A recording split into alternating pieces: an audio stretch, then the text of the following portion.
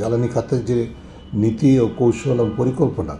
সেখানে আমরা অনেক ধরনের অসঙ্গতি, অস্পষ্টতা এবং এক ধরনের উদ্দেশ্যমূলকভাবে, যেটা আগে বলেছি,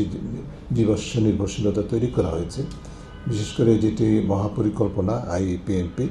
2023, সেটার মধ্যেও আসলে মূল কনসেপচুয়াল অর্থাৎ ধারণাগত ভিত্তি এবং কৌশলগত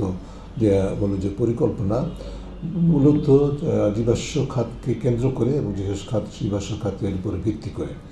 এবং সেই কারণেই কিন্তু এই আমাদের নবায়নযোগ্য খাতে জ্বালানির উৎপাদনে প্রাধান্যটা আমরা দিতে পারিনি, সরকার দিতে পারেনি। যেটা অন্যদিক থেকে আরেকটা দেখা যাচ্ছে যে একটুখানি নবায়নযোগ্য জ্বালানিতে আমরা যাচ্ছি, এইটাকে দেখানোর জন্য এক ধরনের যেটা করা হচ্ছে জ্বালানি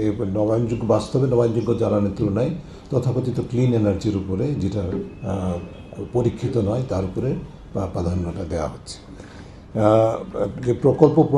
প্রকল্পগুলি আমরা এই গবেষণার আওতায় পর্যবেক্ষণ করেছি বা বিশ্লেষণ করা হয়েছে, সেখানে আমাদের যে সুশাসনের যে ইন্ডিকেটরসগুলো আছে, সবগুলো ইন্ডিকেটরের ক্ষেত্রে আমরা দেখেছি যে ঘাটতি রয়েছে। বিভিন্ন ধরনের অনিয়ম, দুর্নীতির অপচয়, সেটার দৃষ্টান্ত আমরা দেখতে পেয়েছি,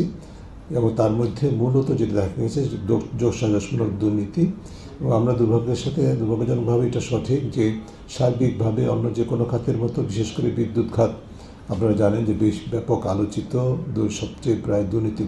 বেশি দুর্নীতিগ্রস্ত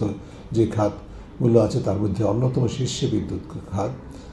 জীবাশ্ম ভিত্তিক, এবং সেখানে ক্যাপাসিটি চার্জ এবং অন্যান্য ভাওতাবাজির মাধ্যমে যে অনিয়ম দুর্নীতিকে প্রাতিষ্ঠানিক রূপ দেওয়া হয়েছিল, সেই একই রোগ